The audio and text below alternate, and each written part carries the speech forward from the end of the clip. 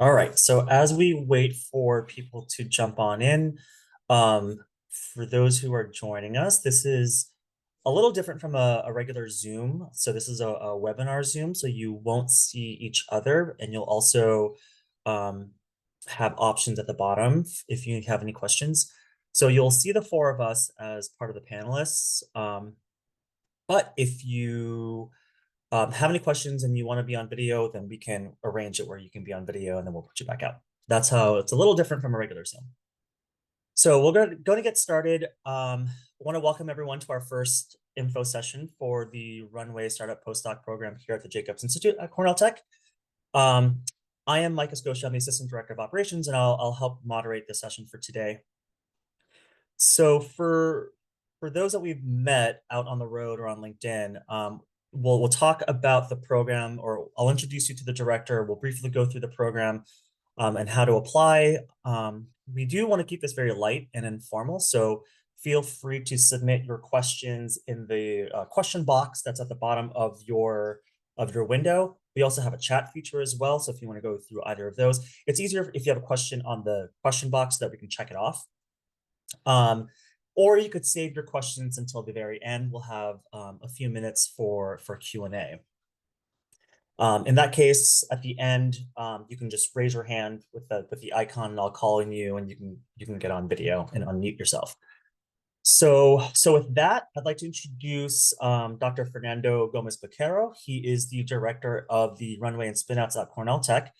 He received his PhD in nanoscale science and engineering from the University of Albany, SUNY, and has been a founder, co-founder, and early technology lead of a variety of companies in both hardware and software. He's currently serving as the lead national instructor for NSF's I-Core program, where he is a mentor for entrepreneurs. And then at Cornell Tech, Fernando leads the entrepreneurship space on campus, and he'll discuss how he could potentially be a good fit. So I'll hand it over to you, Fernando. Thank you so much, Mike. And thank you for everyone that is taking the time to talk to us today. I will go through the details of the program, but maybe before I get started, I want to share with you that's my email. If you have any questions about the program, or if you want to connect with me through LinkedIn, you can also scan that QR code. Hopefully it's up to date. If it's not, then you can email me and tell me, Fernando is not up to date, and then I'll update it. But thank you so much for taking the time and for the interest in our program. I do want to tell you that this is the best time to build a company. And if you're thinking about building a company, and if you're in New York, this is a great time to be in New York and build a company. And if you're not in New York, why are you not in New York? New York is a great place to build a company. So the reality is that we're doing this program with a lot of really good things happening in the background of New York City. It has become a wonderful, wonderful startup ecosystem, growing very fast, doubling the amount of venture capital funding every single year. Probably this year or next year, New York City will be the largest venture ecosystem in the world, even surpassing Silicon Valley. So that's how much entrepreneurship and tech has become a thing here in New York City. So it's a great place to build companies. You will see thousands of startups, hundreds of thousands of entrepreneurs. We are the best city if you're a female founder, so that you can get funding. And we have venture capital funds that are specifically focused on female founders here in the city. So it's a wonderful place to actually grow your network and grow your company here.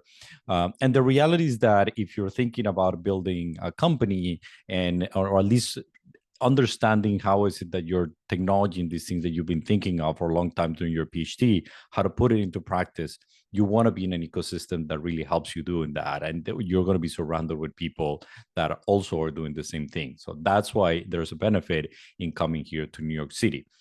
In addition to us, because Cornell is not the only game in town, you will find over 100 other universities. So you find a lot of amazing talent.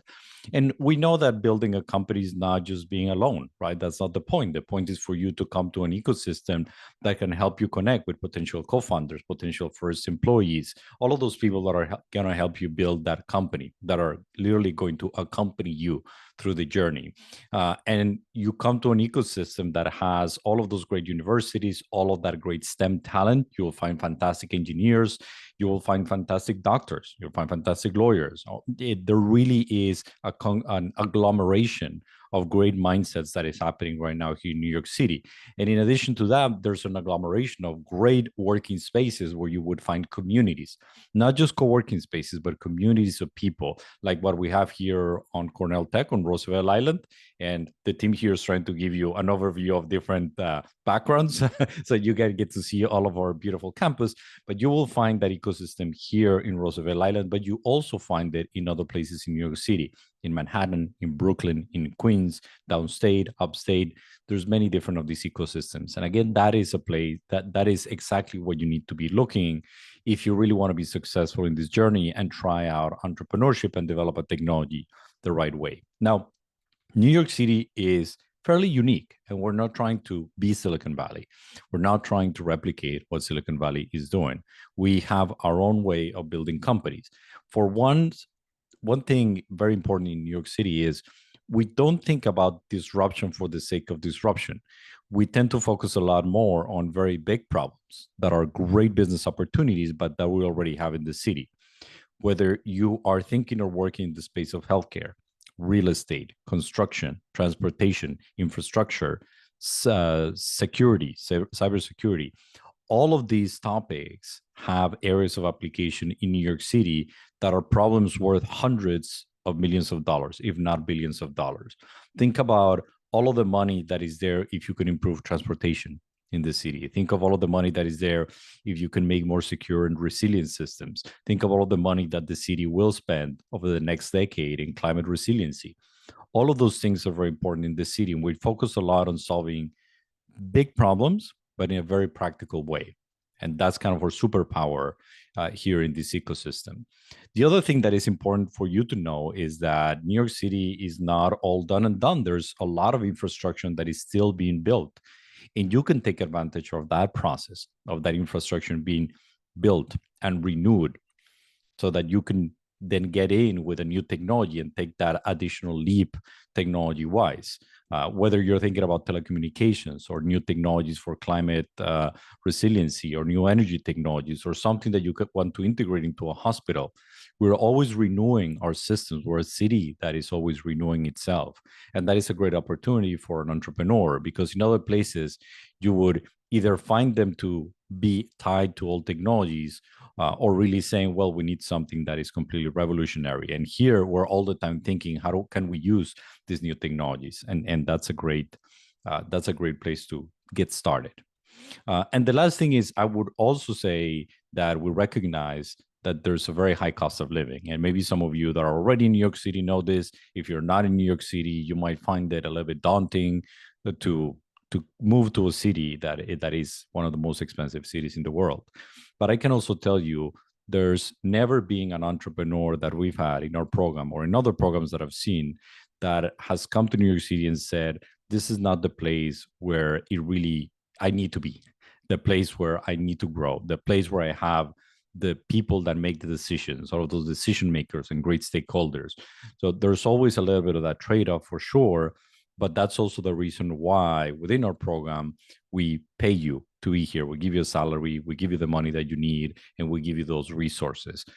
So don't think that that is a stopping point for you. It is a place that is still the place where you would find those decision makers and stakeholders. So hopefully before the end of the application process, you can also come and visit the campus.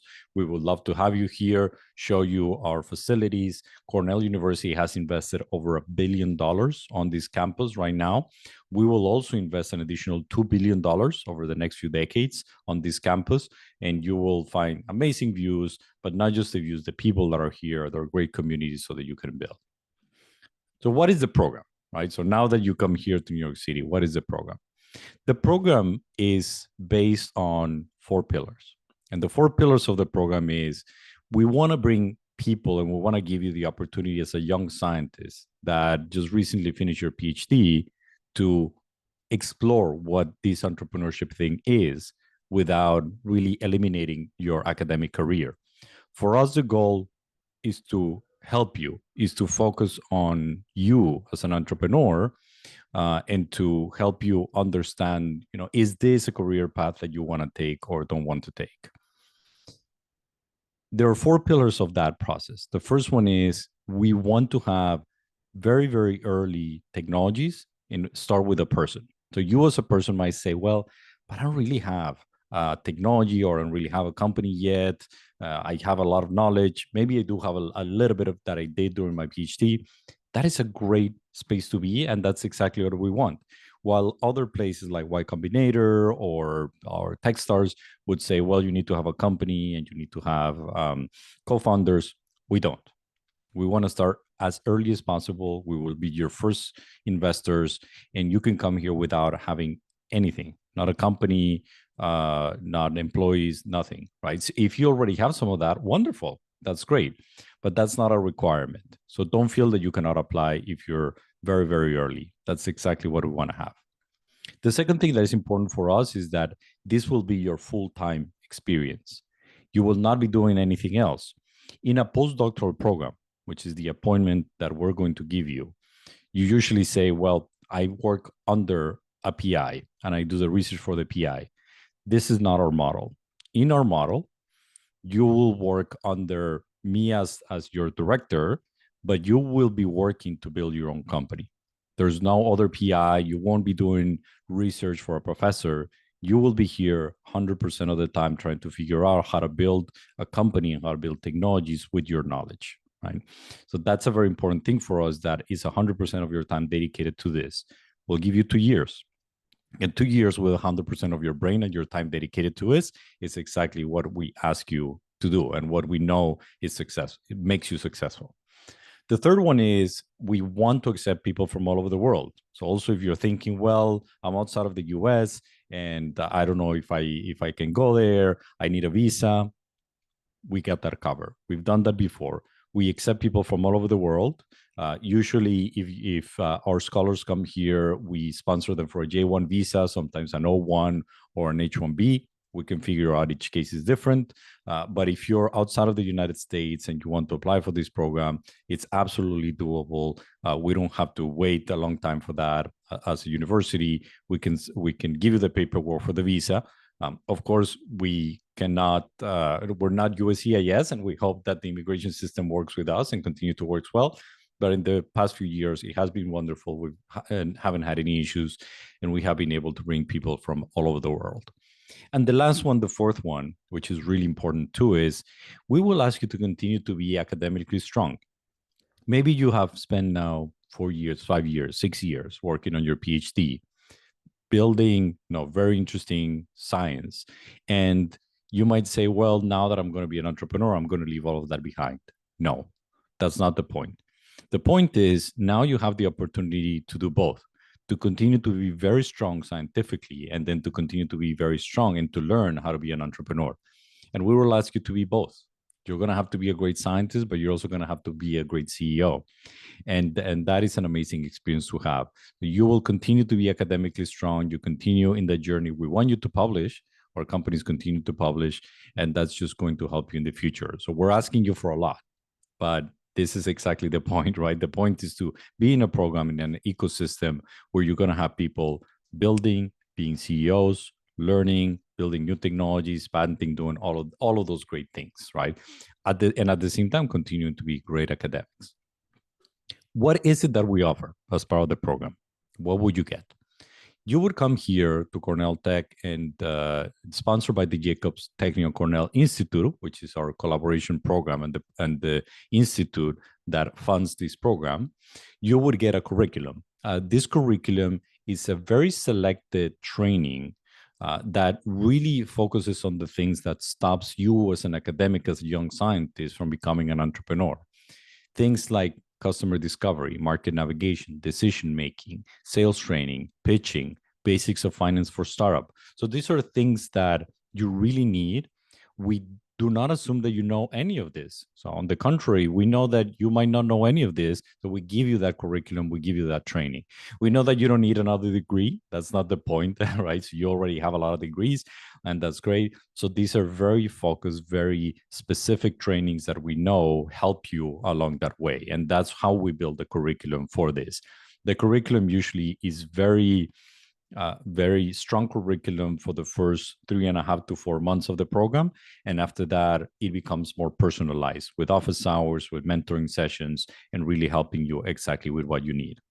We also have a great group of mentors that come from our network at Cornell, both upstate and here in New York City. We have a group of mentors from our friends in the Technion in Israel, and we also have a great group of mentors that are coming from friends in Silicon Valley. We try to bring all of those mentors together to give you a great experience. And what we ask you is to meet as many mentors as possible, to meet with as many people as possible, and then figure out who is it that you can really build a good mentoring relationship with, and then we'll allow you to continue with that relationship and guide you through it, right? The whole goal is not to put a particular mentor for you, is to give you that experience on how to really meet people, understanding they're good mentors, select good mentors, and then build that relationship with them. And each one of our startup founders does that. The financing that we give you is for up to 2 years. And so the financing includes a salary of $80,000 a year for up to 2 years, $20,000 as an R&D budget or money directly for whatever you need for the company, $20,000 a year, right? So that's going to be $100,000 a year and then another $100,000 for the other year. And then $50,000 every year that are services that we give you. Those services include the curriculum, the mentoring, events that we do, connection points, the staff that we have here that is at your service so that you can grow your company. So all of that we think of as $50,000. In addition to that, we also reserve $25,000 so that you can go and file for a patent. We know that intellectual property protection is a very important part of programs like this, and we want you to go on patent. We pay for that. We meaning the Jacobs Technion-Cornell Institute.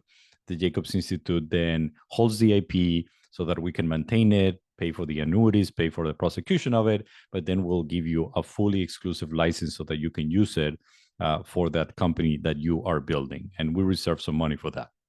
Because we reserve some money for that, and that's part of the deal, in our program alone, we have now filed for 90 patents, 90. So imagine all of those entrepreneurs that came, all of those people like yourself that came and said, oh, I have this idea, I just want to protect it. And they were able to do it because we had the financial muscle to actually help you do that. So if you take a look at the whole program, really is accounted as $325,000 worth of investment that we're putting into this effort. If you, after those 2 years, you're able to build a company, then what we want as a deal in return for the Jacobs Institute is that we get equity in your company. And if you stay with us for the 2 years, it's about 8.5% of your company. We'll get diluted later on, but that's the number. So $325,000 for about 8.5% equity in your company. And there's some details there. Happy to dive a little bit more into those details. And as I said, that IP that you create within our program, it is owned by the Jacobs Institute. Why? Because then we can pay for all of the prosecution, pay for the office actions, pay for the maintenance of it. That gets to be really expensive. So that is not money that you have to actually worry about. You know, you'll get a salary, you get money for the company, you spend it on other things. We as an institute maintain that IP, and then we give your company a license. And that license is exclusive, perpetual, transferable, no royalties, no minimum payments. Basically, the participation that we get in your journey is that 8.5% in your company. What happens if you don't build a company after those 2 years? We did our job, you did your job, you don't owe us anything. You basically came and trained and did the work that you needed to do. And we gave you a great experience. And we hope that in the future, you'll continue to think of building companies. You can go into industry, you can go into academia, or you can try again. And if you try again, that's also wonderful. So our goal is to train you as a person and give you the support. And then if you're successful and you build a company, at least that first time, we would like some participation so that in the future, when you exit that, some of that money comes back and then we can help more entrepreneurs. That's our goal. So the postdoctoral program, it's still our flagship program. And this year we brought in 8 postdocs with a couple of new people. Next year we're going to target to bring 10 new postdocs. So you're going to have to be the opportunity to be one of those 10. Last year we had 350 applications. So it's important for you to really think about how to make a very good application, and you can connect with us for that application. But there's going to be 10 spots on that postdoctoral side. If you're accepted into that program, alongside you, you're going to have other people that are also under that same umbrella. You're going to have some corporate fellows, people in corporations that are also building startups and that we train actually. So that's going to be also part of your cohort. You're going to be with some of the companies that are being built by master students at Cornell Tech. That's a program called Studio. You're going to be with some founders that are coming either from our Ithaca campus or from our Weill Cornell campus as well. So we're trying to bring more people and more experience. And next year, probably we'll also open up a new program at the Technion in Israel. So you're going to have visibility of those two. So even though you as a postdoc are going to be the flagship, the innovator, the one that is higher status on this, there's going to be other people around you that are going to be building. And that's important because being in a community surrounding a whole bunch of people that build with you, it's great, and it just motivates you to answer a lot of questions and see what other people are doing.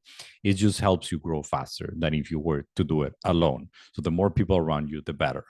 And none of the technologies that we have in a single cohort, and actually all over our program, none of them are competitive. So we haven't had that issue.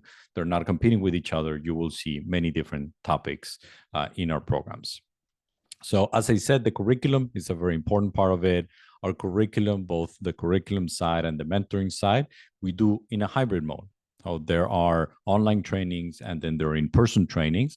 The in-person trainings are important. We ask people to move to this area. You don't have to be specifically in Manhattan, but you have to be in the New York City area because you need to build those connections and you need to build those relationships with the decision makers in the city. Also, venture capital funding is still very much a deal that is done when you're more personally involved. It's not impossible to do it in a hybrid mode, but if you build those personal relationships, it really, really works. But we also allow for some hybrid work because we know that people travel a lot, move a lot. So we know how to do that quite well. This is not the first time that we do the program. We are now opening up applications for our 12th cohort, which means that we have now built 117 companies from scratch, from zero. So the trainings that we give you, the mentoring that we give you, the feedback that we give you, all of that has been tested. We have this natural experiment of 117 companies where we can see what has worked, what hasn't worked, the cap tables that were great, the cap tables that were not, the things that work with co-founders, the things that did not work with co-founders. And that's going to be the learning that you're going to get. It's not theoretical. We're not here to build companies in a theoretical way. We're here to tell you of all of these other people that came before you, this is what worked, this is what didn't. But you are your own founder in your own company. You need to chart your own path. So we'll also give you the guidance so that you can do that. But you'll get to see what other 117 companies did before. We've also had 14 acquisitions in this. Actually, right now we are negotiating another acquisition. This is the beautiful thing about this program. All the time is moving. All the time there are new things happening. But you also get a lot of knowledge on what happens when someone is trying to acquire what you're trying to do. We've worked with hundreds, literally hundreds of founders and hundreds of their employees, over 500 employees, actually. We work a lot with venture capital firms because Cornell University and the Technion, through this collaboration, which is called the Jacobs Institute, we invest in your company. This is real money that we're putting in. And we've put in over $15 million, but that's not enough to build companies. So we had to attract a lot of venture capital funds. And this venture capital, our companies have raised over 350 million in venture capital. The reality is that portfolio companies that started like you, with an idea, a PhD and an idea. I just have a PhD and an idea. Today are worth over $1 billion. It's really crazy to think that, but that also tells you you can be one of those, and you should be one of those. So, and we can guide you on how to be one of those. The reason why we do a lot of this, not just for the benefit of the Jacobs Institute and Cornell and the Technion, is because Cornell Tech as a whole is an economic development project. And what we want to do is create great economic growth for the city of New York. And that's what we've done. We've created over 500 jobs. A lot of these companies are still headquarters in New York, not because we asked them to or there's any legal requirement to do it, but because if you grow in New York and you have the right people and the right skills and the right decision makers here, then this is the place that helps you grow faster. And companies decide to stay here because this is a great place to build, particularly if you're doing software, right? And which is what we focus mostly on. We're also very proud of the fact that we beat the average, the national average on diversity. We have a lot more female founders than the national average, which is usually below 10%. We're increasing our number of minority-led companies, Black, Asian, Hispanic. We haven't had Native Americans, but that'll come in the future. But we definitely have had Black, Asian, and Hispanic. And we continue to grow that number too. So to represent the diversity of New York. And New York is a great place to build very diverse companies. And as I said before, also, if you're a founder that has a technology and wants to protect that technology, want to create new technologies, we motivate you to do that. We put money there so you can do it. We are experts in the prosecution and getting these patents granted. We've done over 90 patents filings. About 35% of them of those have been granted. All of our IP is licensed.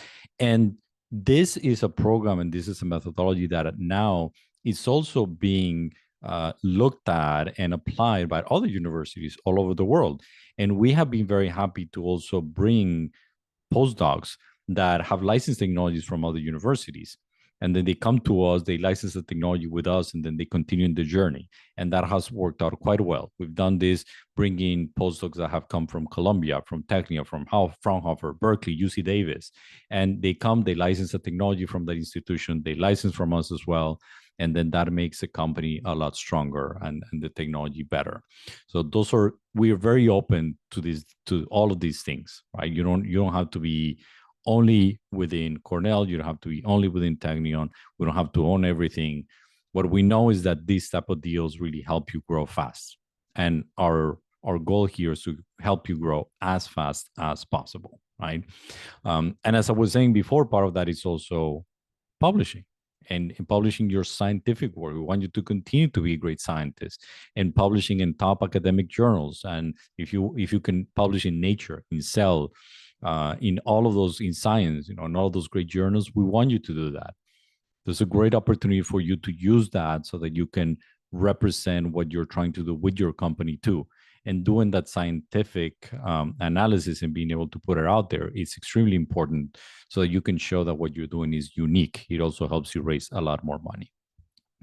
So once you're in the program for 2 years, then you don't only have to be here and actually work with us. Again, we know that being an entrepreneur means being very fluid. There's a lot of opportunities that happen when you're trying to do entrepreneurship, and we want to connect you to all of those opportunities. So our companies, while they're here and obviously afterwards too, but even while they're with us, they do other programs. Some of them have done 500 startups, Techstars, ERA. They've applied to YC. They've applied to IndieBio here in the city. And we like that. We're not exclusive and you don't have to do only our program. But what we want you is we want to make sure that you select the right program, understand what that means. And that's the guidance that we give you. But if you want to do those other programs and they're very helpful for you, that's fantastic, particularly if they give you money. We also connect you to really interesting actors in the ecosystem here in New York City, particularly New Lab, Company Ventures, which is by Grand Central Tech, Margalit City, if you're in cybersecurity, Alexandria Launch Labs, if you are in the digital health space, or even Harlem Biospace. So all of these places are places where our companies are also moving and doing deals with, because if you need some wet labs, if you need some resources, if this is a community where you can go after you're in our program, that's fantastic, right? So, but these are all places that are open to you. And the first month of the program, we take you there. we show you these other resources. That means that you don't have to necessarily just be in this island. You can be in the larger ecosystem, right? And part of building this ecosystem for you is to understand what is happening in the city. A lot of the things that are happening in the city are driven by the Economic Development Corporation of the city, by the Empire State Development Corporation, which is the economic development corporation of the whole state of New York.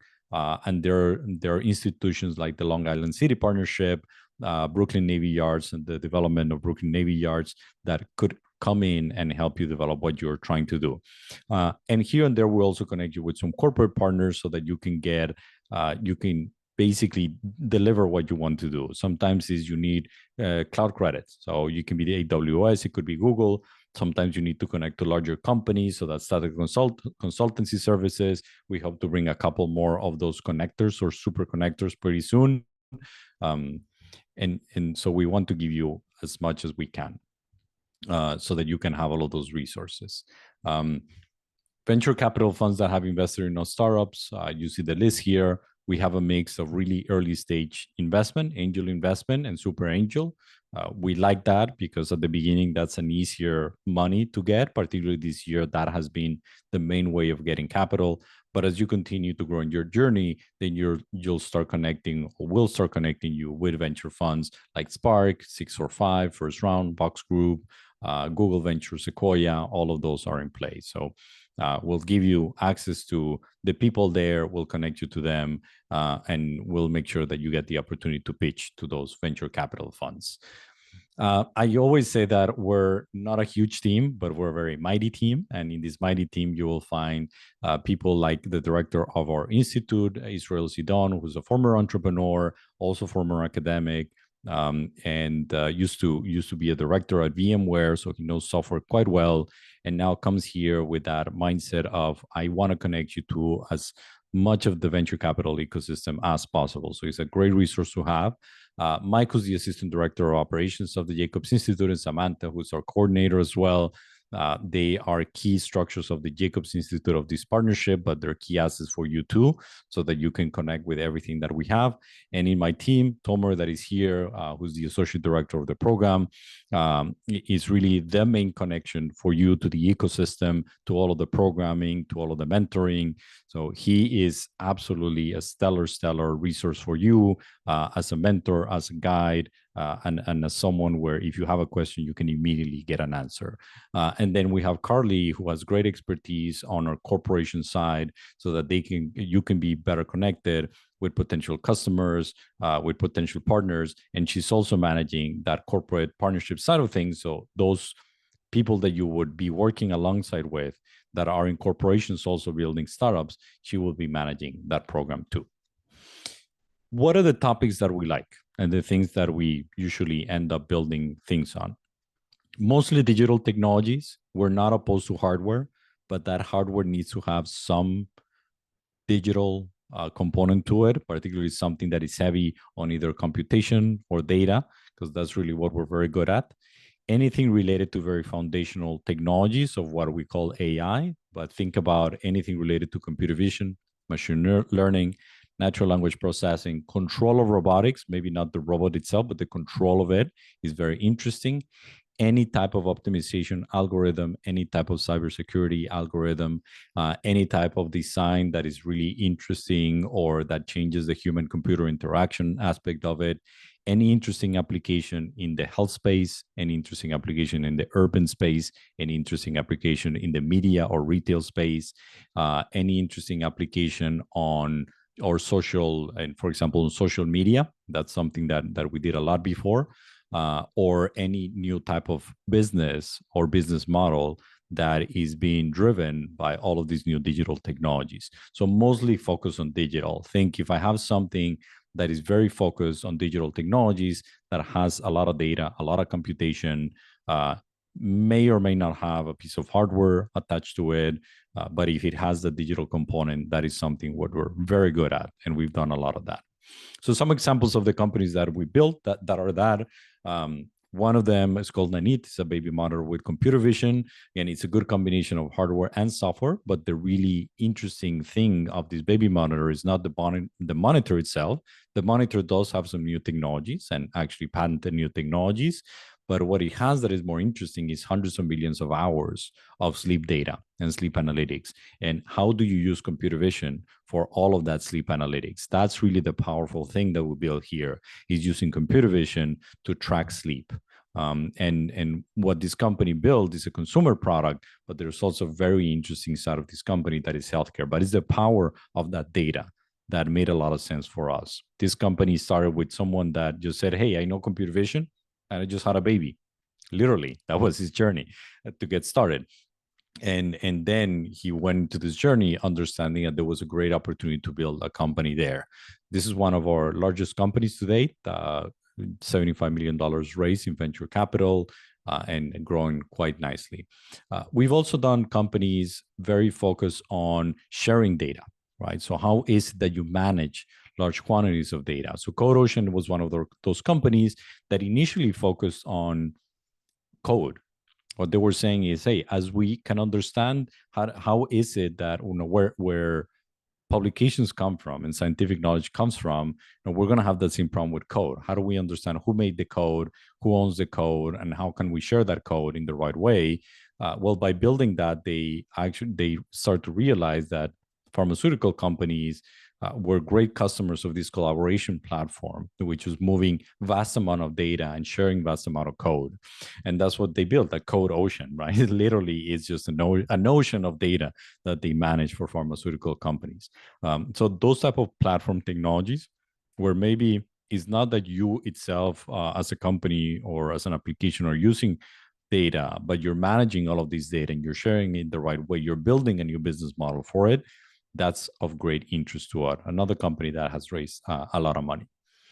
Sometimes we need a couple more years to build something. And maybe you have an idea and you're saying, look, I need to build this vast amount of data, this body of data, so that I can train something. And this is quite common nowadays. I need to build a vast amount of data so I can train a model the right way. And once I do that, then I can deploy the power of this model. And turns out that we've been doing that before it was even popular. One of the examples of that is BioSha. BioSha needed to build the largest pathogen map in the world. What that means is that they needed to sequence every single virus and bacteria out there. And they did it. It took them more than 3 years to do it. But once they had built that big map of pathogens, virus, bacteria, now they were able to use their algorithms for very fast sequencing to go and figure out what were the mutations of these types of viruses and bacteria. They were able to help hospitals with hospital-acquired infections. They were able to help the CDC understand COVID. And they were the first line of defense with the CDC when the CDC wanted to figure out, hey, is COVID mutating?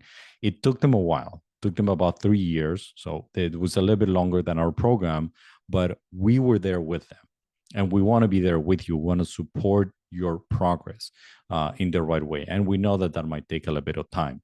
So whether you're trying to do something like that, or whether you're trying, for example, to build a completely new language, which is what OSO Security did, build a completely new language for security. They said, we're going to start from scratch and build it from zero because this is what it requires. So it usually doesn't, you cannot do that in 2 weeks. You cannot do it in a program in 3 weeks. You need years of work on that, and you need this type of support. And we're here to help you support all of that. We like projects that makes really interesting things. For example, construction infrastructure with computer vision and with digital technologies. There's a great opportunity right now in infrastructure to use digital technologies. It's a very old industry that wants to bring very new ways of looking at it. And a great example is on SiteIQ. It's a company that is also growing quite fast, build a Google Street View inside of construction sites, and is literally helping people not die in construction sites. So that's why we do it, right? Not just because it's a good business, but also because we are helping people. And this one is the first line of defense and security so that people don't have accidents in construction sites. If you're thinking of computational biology, that's another space that we really like. How do you use vast amount of data and put together different types of data? So it's not just one type of data. What if you put together sequencing, biology, medical records, all of these different types of things so that you can figure out something new? This is what this company did. And today they have built 3 new molecules for very rare cancers that they build just by combining these sources of data and doing great algorithms. Or maybe you want to do great optimization algorithms because you want to optimize a system that doesn't exist because we want to reduce the amount of energy that we consume on it, because we want it to be more powerful now that we need more powerful computing, because we want to get better knowledge. Optimization is also a big topic of the stuff that we do, right? So again, because we have 117 companies, I can stay here the whole day and tell you of all of these great examples. But please go to our website, take a look at our portfolio, built at Cornell Tech. You can take a look at all the companies that we have. And we want you to be one of these logos. We definitely want you to be part of this and one of the great examples of the companies that we built. So applications are open. Right now, we opened applications 2 days ago on the 15th. We're going to go through a lot of these information sessions and training sessions with you, so you'll see much more touch points with us. If you want to connect with us, that's great. Applications close February 15th. Once they close, we take a 2-month window of review. The first month, we review our paper applications.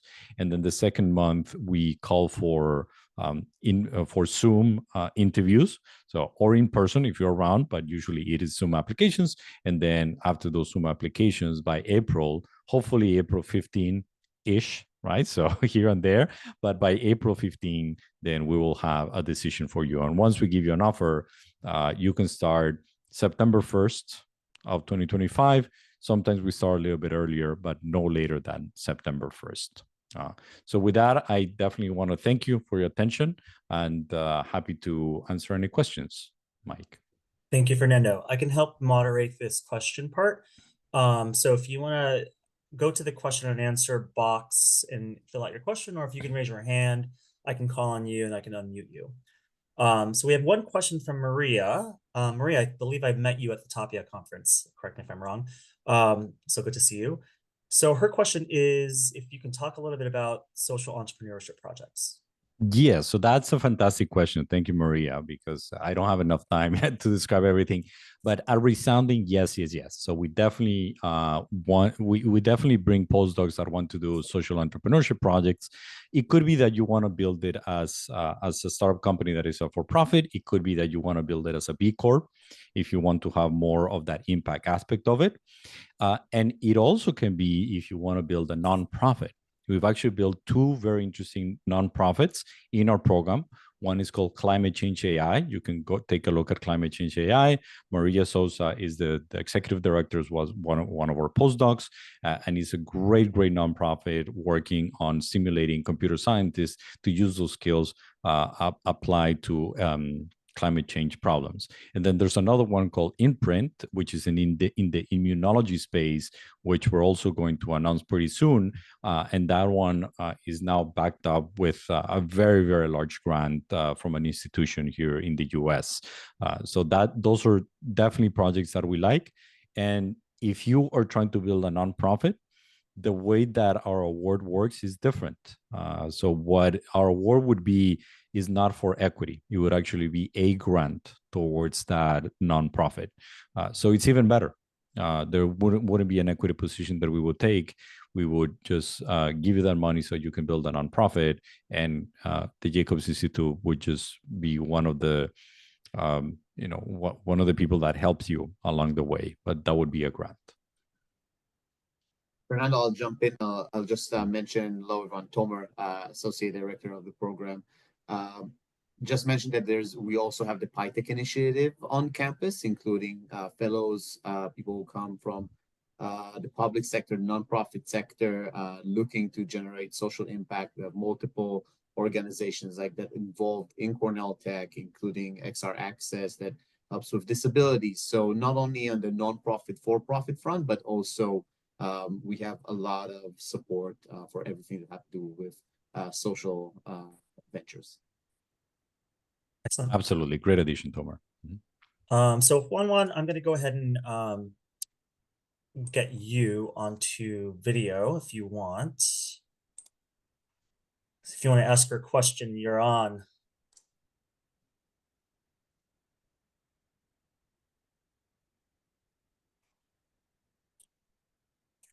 Try again. I think you were unmuted. Hi, guys. Thank you very much for the informative session. My question is regarding the IP side. In the cases of the IP belongs to the university of where I am now, and would this program help us to transfer the IP to our new startup or to Jacob institution, or we would prefer the IP stays in the the previous university and have that license to us in order to work with? Yeah, so that's another great question. When you are coming from an institution and maybe there's a piece of intellectual property from that institution, there's a couple of options. The first one, as you mentioned, and I think the one that we always motivate is get a license from the university, right? So, and we love that because that means that there's also ownership from the university. They would get involved, they can help you, and we would guide you on how to do that, right? So it's not our purview on what would be the deal, but I definitely sat down with a lot of these tech transfer offices from other universities and said, look, we're investors. We want to help build this company, and it would be great if you can work with this company and license that technology so that you get a win, we get a win, everybody works well. So that, I think, is a model that has worked out quite well. Sometimes that institution decides not to actually pursue that piece of intellectual property, and that has happened. So if they don't pursue that, we just make sure that you have the right paperwork to keep track of that, right? To say, okay, the university or my previous institution did not decide to go forward with that, and therefore, we acknowledge that, they acknowledge that, and then you can continue to build the company in the right way. So that's really I would say the two main options to working with those institutions, but we do prefer that you get a license from that institution, and we hope that they would move fast, right? That's something that sometimes doesn't happen too much, but we motivate them, and the fact that we're here putting money into your startup usually motivates them to move fast. Now, when you come to us, you will need to continue to do that work, right? So that is not IP that would belong to the Jacobs Institute, right? And obviously, it doesn't also belong to Cornell or Technion. So you will need to continue to maintain the deal that you had with the university. We give you money, right? So we give you $20,000 a year, and you can definitely use that money to maintain that IP and to prosecute that IP. But that's work that you would do with the university, right? So we do give you some financial power so you can maintain that IP, but that's not IP that we would that the Jacobs Institute would own. We would motivate you to build new IP, right? And so that new IP would obviously have to go through the regular process of understanding what's new about it, what are the new claims, and we always take a lot of care, or never really going against any other IP. Yeah, we're very diligent on that too. But what we would want you to do is then, as you come here, figure out, hey, can I also build some other new IP that then they would be separate from, or in addition to what the university has, right? And I can tell you from a lot of our companies that have come here, having those two, having IP that is built here, which is new IP, not really conflicting with anything else, and having IP that they license from another university, it works quite well. It works quite well. Thank you Thanks, very Juan. much. Yeah. Any other questions? In the meantime, if you're thinking about questions, I can ask some frequently asked questions that might spur some ideas. I don't know if we touched on this, Fernando, but one of the frequent questions is about the I guess the types of founders that come in and who are not from the United States. So what is the visa situation like that we provide for them? Yeah. So types of founders, we like people that you're just about to graduate with your PhD. That's why we also align with that academic calendar, so that as you graduate, maybe during the summer from your PhD, now you can come start in September in our program. So either that, or maybe you already graduated, you've been doing a postdoc for a couple of years. but we don't want someone that has been outside doing something else for 2 decades or something like that. So the people that we bring is, if you've been doing a postdoc but you feel that you're a little bit stuck and you want to try this opportunity to build something, that's great. That's exactly what we want. So either early stage PhD, already graduated, or you're about to graduate with your PhD. If you're in an institution abroad, we'll obviously ask you for proof that you already have filled all of your requirements for your PhD. And then what we do is we usually give the paperwork that you need to request for a J1 visa, that is a scholar visa. And that visa helps you stay with us for 2 years. In some instances, with some individuals, depending on the country of origin, it's easier to do other types of visa, O1 or H1B. Because we're an academic institution, we don't have a cap for that, and we don't have to wait a lottery for any of those. But we have to do it with a little bit of time, so that it obviously takes a couple of months to do that process. Now, as you come here to the US, and let's say that you're on a J1 scholar visa, we want you to start thinking long term, because long term it would be you need to stay longer to actually continue to build your company. So day one, we put you in touch with an immigration lawyer that can help you chart that path to a more permanent status. And usually the permanent status that we look for is green card. Right? And there's some ways of getting to that green card status. Sometimes it's through an EB, sometimes it's through a national interest waiver. But again, we have a lawyer, a very, very experienced, skilled lawyer that sits down with all of our postdocs, international postdocs, and helps them chart that path. Excellent. We have another question from Maria about the ideal candidate. So other than a recent PhD with an idea, what other types of characteristics are we looking for in a candidate? So great. So number one, yeah, we still want great scientists. So your background, your CV, your academic skills is very important for us. We want people that are great academics. We want you to really tell us, why do you want to be an entrepreneur, right? So why do you want to explore this? And I know that maybe you don't know it yet, but we want to know, why is it that you prefer and you want to have this experience rather than going and applying for an academic job, right? Or going into industry. So what are those things that you're looking for, and that frustration that you have that now is leading you to say, I want to really try to build something new as an entrepreneur? So that's the second thing that is very important, is what we call the founder market fit, right?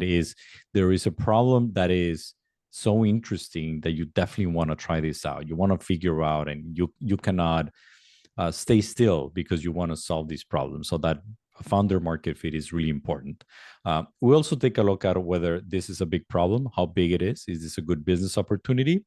We are looking for investable projects, not necessarily venture backable. There's a difference between venture backable and investable. Venture backable is usually projects that you would think could become billion-dollar companies. But investable companies, not necessarily. Investable could be nonprofits. Investable could be smaller types of companies or profitable companies. So that's fine with us. But there needs to be a market that is interesting enough and big enough, and a problem that is big enough so that it becomes attractive for some investment, right? So that you can build it the right way with the right amount of people. And then there are two things that we look for that are not on your side, but are on our side, which are very important. One is that we have the skills of people internally that can help you. I don't want to bring you into an ecosystem where you're not being helped. So we need to have the right mentors and the right resources and the right connections to help you.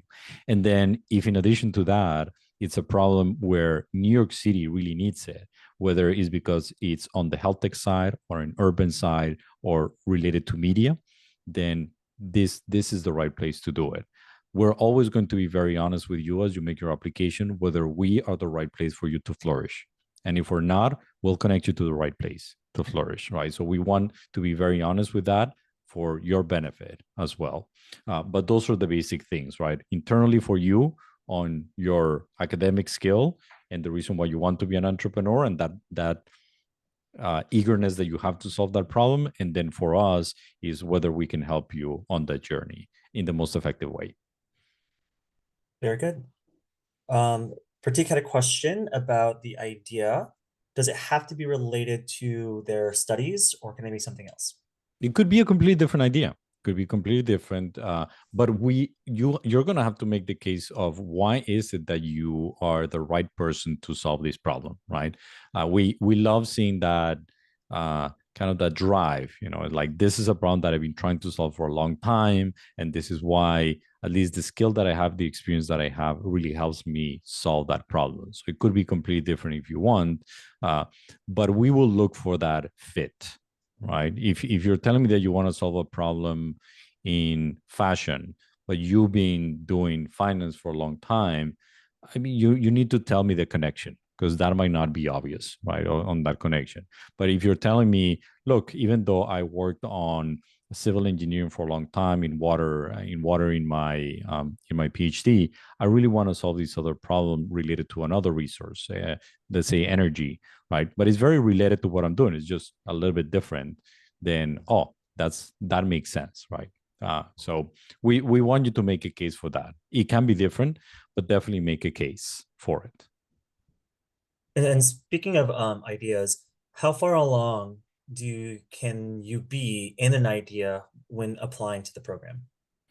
You only need to have an idea. And the interesting thing is that our application process, and please go and start an application right now. Can we share the link, Mike, please? Please click on that and go into our system and start filling it out. That application process has something called an opportunity statement. And in that opportunity statement, we'll already guide you to what we need.